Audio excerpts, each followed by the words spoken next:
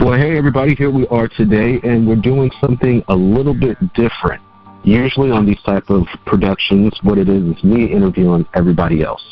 But today we actually have Shaun Grant, my big bro, who's going to interview me.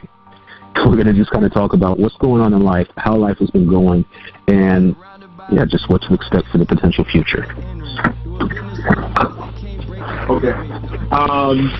So I think the biggest thing I want to be able to get out of this, just how not only important but enjoyable it is to evolve, or how enjoyable it is to start any level of introspection that helps you to become a greater version of yourself, a more peaceful and happier version of yourself. So if you could elaborate on that, what do you feel like is most important to you that just allows you to be able to have the balance you talked about, but also to be able to know that you can face the world fearlessly, you know, knowing that you're completely equipped. What becomes most important to you in that regard? Well, definitely in that regard is number one, it was first self-healing with the mind and perspective. With that self-healing, a lot of times it just comes from simply just doing it. Because something I realized is that losers always visualize the penalties for failure, while a person who's successful and a winner visualizes the rewards for the success or the effort that they're applying. So with that, changing that perspective, automatically I started realizing, began healing my mind. And allowing me to achieve certain things that before was always like, you know, from the time that me and you first met with my projects, it was always wanting to get certain things done, but it seemed unable to do it. But I also realized everybody that I have ever worked with, very few of them have ever achieved that level of quality that they've achieved with me present. Like, that's literally, and it's not a prideful statement, 95% of them have never achieved the same look, whether it's audio, visual, mentally, or anything. So then that made me realize that there was something within myself that I wasn't quite identifying with and acknowledging.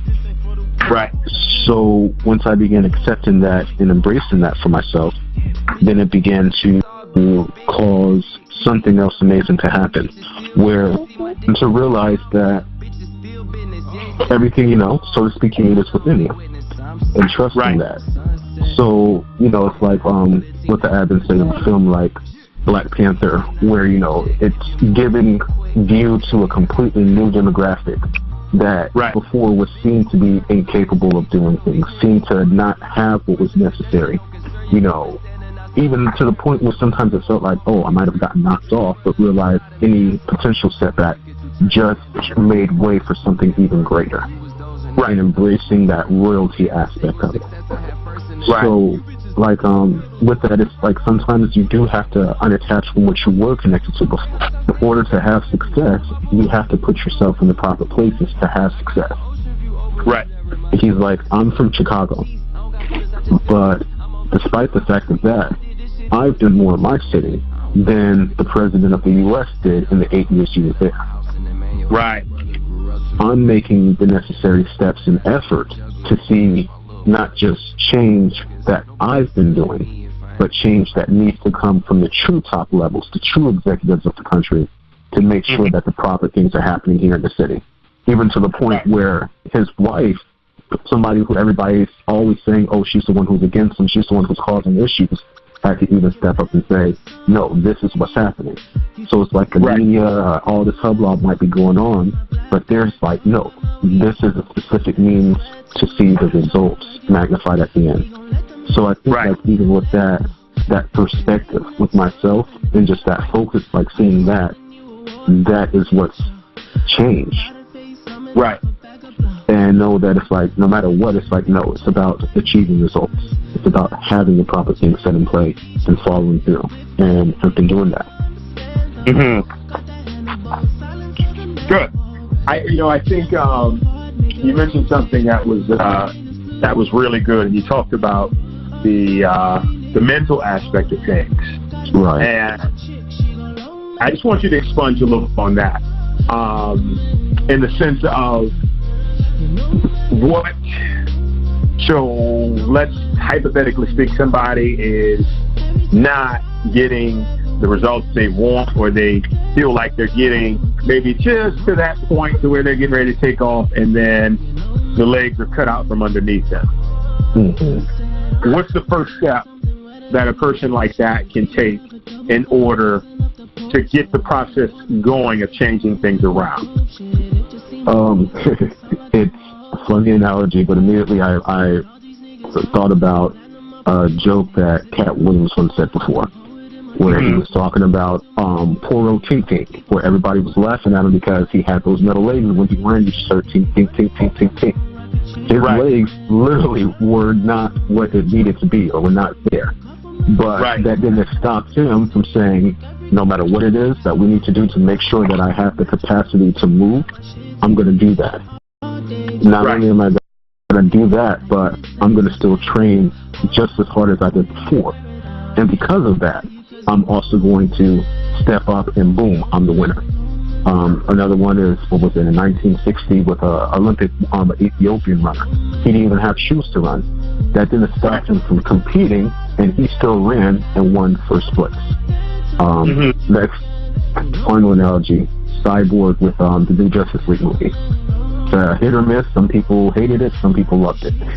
But with him, literally like everything he was, so to speak, stripped away. But still, with the proper technology, what he was before, he was a football star. He was this. But then with the technology and everything applied before, arguably, as he's learning the ropes, we see and we realize, like, even Iron Man may not be able to contend with what he is. Right. So it all comes from the drive. It all comes from what you possess within. Just because something may ever seem or look to be a hindering block, or something could stop your process, the only way how that truly happens is if that's what you allow it. Is spirituality. And when I say spirituality, I'm not necessarily talking about religion, but more or less self-realization, awakened to a higher power that lies in all of us, from the standpoint of being unlimited, being infinite. What part, or how big a part does that play in the process that you just described? It's everything. It's literally everything. When you have certain spiritual experiences, some might call them spiritual walks, you know, that usually people would do with shamans or just people of different cultures. Growing up, of course, in the Bible Belt, stuff like that, it's like, oh, no, until you realize, so to speak, that all your grandparents and stuff have been doing it for years. Right. And when you take those journeys and you kind of are able to really see what the world looks like, the world between the veils, and understand how that works, you realize that, so to speak, even with the physical body that you have, that it's not just limited there. You realize that you are an energetic being, and that there's multiple levels to who you are that's connected with the world around you, whether it's just with nature, everything, and you have the ability to access that. Right. So you are your own ascended master, even though you are operating still on this level or this dimension here on Earth. Right. And level through one. that, right. And through that, it automatically ushers you or transitions you into that season or into that reality of, I can do this. Right. I am healed. And you realize that anything that was in operation in the past literally was just that. and everything that is to come in the future, that's really your true present. Right. So through that oneness, you realize, oh, that spirituality and that energeticness, you realize, oh my goodness. So then that automatically changes. Even when approaching people, you realize intent has a lot to do with the response that you get from people. Exactly. How is your spirit calibrated? So through that, and then you understand, oh, this is how meditation connects in. This is how this connects in. This is how that connects in. And this is how this truly makes me my greatest me. Right. And then that even helps you understand that my me is not just me, but my me is actually you, and you. And it causes you to, it's that acceptance of that kingly mindset, that royal mindset, where you realize we have a greater responsibility. This is how we can operate. Right. And what do you feel like? Because I personally believe my purpose is now to awaken consciousness. And people might be thinking, when I say consciousness, I'm basically saying enlightening people to the aspect of God. Well, basically to the realization, the truth that they are God. What do you feel like? How can we get more people to understand that concept? How can we, I guess, draw more people in to the return to the truth of who they truly are in order to create, more opportunities, more jobs? Because I feel like this affects the lower level communities more so than anything else. And I feel like they need it.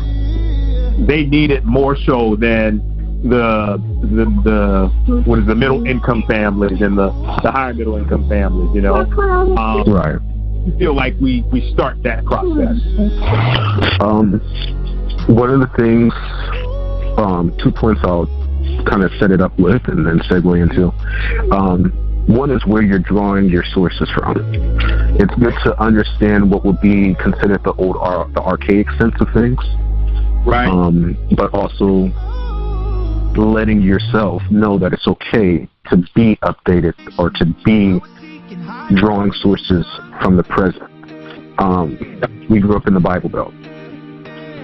One of the things with it, and this is my personal thought process, the Bible that they're drawing from, everybody, understands it's coming from something that happened allegedly between 5 BC to 26, 27 AD, with some things culminating around a certain time. So with that, a lot of people's mindset of drawing sources from something that already happened. But even in Revelation, it tells you, but this is what is to come. Right. So people are expecting something to come from something that already happened. Exactly. So then, from that, changing that, and it comes to this one simple thing. It says, where there is no vision, the people perish. My people are destroyed for lack of knowledge. That would be that for the then. If the people are properly equipped into understanding that even within that book, the book is telling them, or did tell them straight out, this is what you need to do, then they understand, okay, let's go ahead and step up with our knowledge. Let's go ahead and be properly educated. It's not always education, so to speak, being from Harvard or Yale. There is industry education. There's street education. There's multiple levels of education that is beneficial to each person on the path. Once a person gets that, a person embraces that education of the world about them, of themselves, and having that proper knowledge that births experience to understanding all the facts. Right. What is a person able to do to deter a person? Mark Zuckerberg got his education and the facts and created one of the largest social networks of all time that generates billions of dollars of revenue. Right. One of the founders of, I want to call him iPop or social founder, I'll make sure that we get the updated information before we release this. But he was homeless. But by being homeless, that didn't stop him. He literally stepped up and used the intelligence he had within, got venture